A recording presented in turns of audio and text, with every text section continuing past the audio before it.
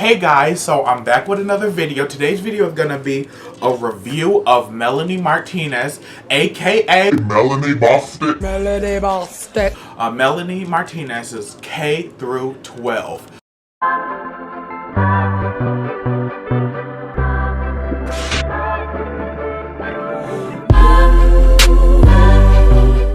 I got all my notes on here because you know I'm not going to be able to remember it.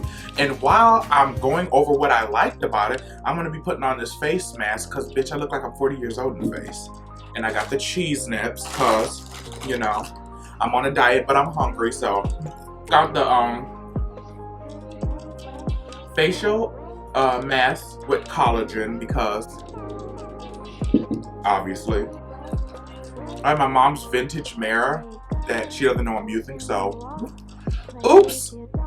I thought once the bus crashed and they floated up in air, I think that was like a metaphor of them dying and them going to school, because everybody, you know, kids that didn't have that good of an experience in school, me included, like, we all think school is hell, you know, school is hell for everyone. So I thought them crashing, the bus floating up, and then them landing at the school was a metaphor for them dying. And since all the kids were kind of have like cruel streaks in them, with some of them on the bus, I thought it was like a metaphor for them going to hell, because school is hell, you know? So I love the blue boys, like the boys with the blue skin and stuff like that. Like, I wonder if they're related to that one guy who was in her video.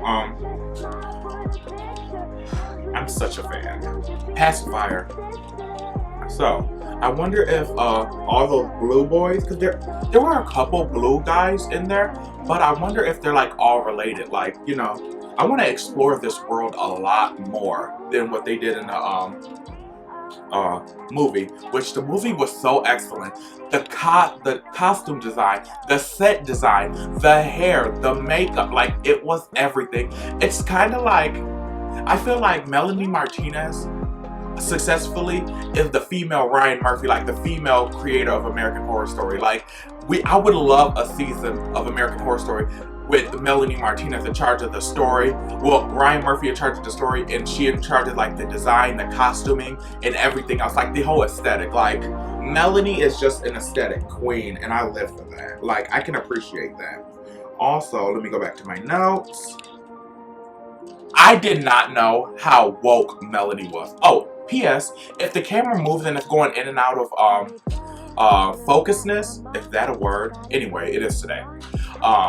If it goes in and out of focus, it's because it's on autofocus and it constantly moves, because I'm like an, you know, ADHD ass bitch, so sorry about it. Anyway, when the boy didn't stand for the Pledge of Allegiance, I was like, what? I was like, Melanie is woke as fuck. And I appreciate it, because she didn't shove it down your throat, but you knew the underlying, like Colin Kaepernick, you know, you knew the underlying tones that this is a bigger issue, and she knows about it, and she's bringing her voice to it. And I like her showing how when people don't align with the status quo or what the majority is thinking, you know, they usually get, you know, villainized, and they get taken away, or they get silenced, or they get canceled. And don't make me do a fucking rant on the cancel culture. That's just bullshit in itself. It's okay for people to have differences of opinion, sexuality, and all that stuff. What it's not okay is just because somebody doesn't agree with you, for you to shun them and outcast them, you know, and stuff like that. You don't do shit like that. And if somebody doesn't like what you agree with, keep it moving. You don't need that energy in your life. Like, people make life really difficult for themselves, and I just don't understand why, you know? I mean, I understand why, because sometimes, you know, you really want people to agree with you, but that's just not reality. And if you think it's reality, life is gonna beat the shit out of you one day. This program was made possible by contributions to your PBS station from viewers like you. Thank you. So, that's all I got to say about that. I love when Melanie was fighting a girl and her brace turned into like licorice and was choking that hoe. And she pretty much said to her, you know, she said, she's not a bad person, she's just deflecting her insecurities on me. Which is, you know, a big thing for a lot of people on social media, in real life, school, you know, and stuff like that. The workplace, you know. A lot of us, me included, because, like, let's be real, we all have times where we could be less than ideal of what our parents want us to be. And with that being said, you know, sometimes we can be cruel. You know, even the nicest of us can get cruel at times. And, you know, we do a lot of times deflect our insecurities. Like, personally for me, it doesn't seem like it, but me going on camera and talking about my personal life and just vlogging and, you know, reviewing other people's stuff, you know, it's a big step outside of my comfort zone because I used to be one of the people like, I would always want to do it, but it's like, you know, bitch, you're way too basic and way too ugly, you know, to do it. And then, you know, one day, you know, I just said, after I stopped giving a fuck, life just got so much better, you know? Show and Tell was, super personal, and I could understand why it was so personal for her. You could really see that she was really revealing, you know, the dark side of her fame and stuff like that, and how people will come after you, people will do this and that, and it was just like a hard, you know, it's been a hard time, but she's coping with it, you know, and I love how, you know, it can kind of see, like, from her point of view, like, sometimes, you know, you have all these wonderful fans, and they're wonderful, but it's like, once you show them and tell them everything you want, it's kind of like, okay, we got what we want out of you, we'll come back when the next, you know, album comes along and stuff like that, and it's kind of like a show and tell. What do you have right now in the moment to make you relevant? And if not, it's kind of like, oh, on to the next, you know, hip indie train, you know, which is sad, but, you know, that's the world we live in, you know, not everybody will be popular forever. Anyway, what else? I also love the nurses. Like, the nurses all gave me, like, a One Flew Over the Cuckoo's Nest Nurse Ratchet type tease. And I love that because, like, I love the campiness of Melanie's K-12. Because, honestly, relatable as fuck. Like, bitch, that is the longest face mask it's taking you to put on. But, you know, content, baby, content. And I like the guys with the rabbit heads. And like the guards with the rabbit head, because it kind of gave me like a Alice in Wonderland like tease, and I know she did that with Mad Hatter, but I like it because like it really ensues like, you know, the madness of, you know, her surroundings. Let me definitely put some of this mask on underneath my bags because woof.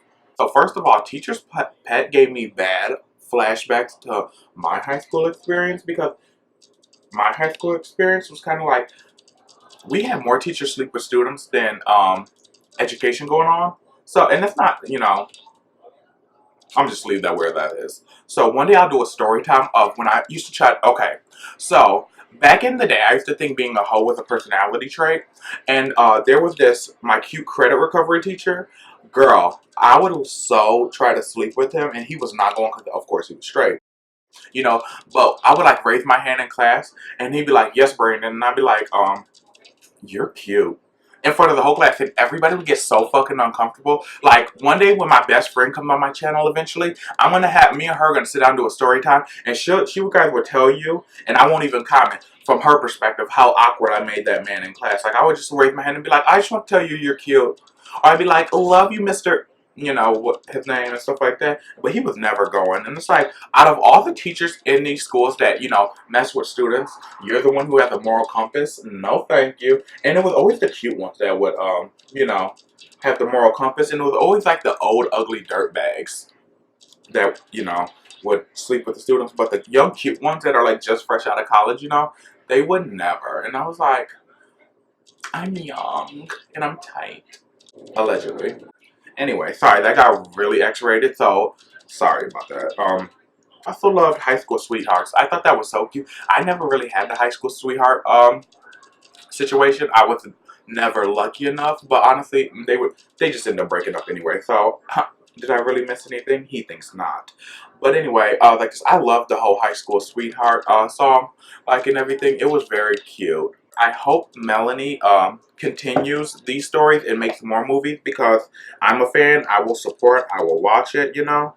Oh, this forehead is too big.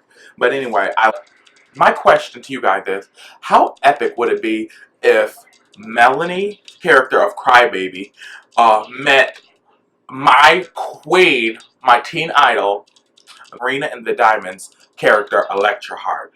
Let's get that happening. Electra Heart meets Crybaby. That would be epic. You know, so that's my opinion on Melanie Martinez, K-12. It'll be linked down below if you guys want to watch it. It's kind of like, it's like I think an hour and 30 minutes or less, or 90 minutes. So check it out, you guys. It's kind of like an alternative, dark, you know, trippy ass movie. First of all, if you're a Melanie Martinez fan, subscribe because we gotta support each other. 40 in my red car, business change, I like I ain't all this. Getting money.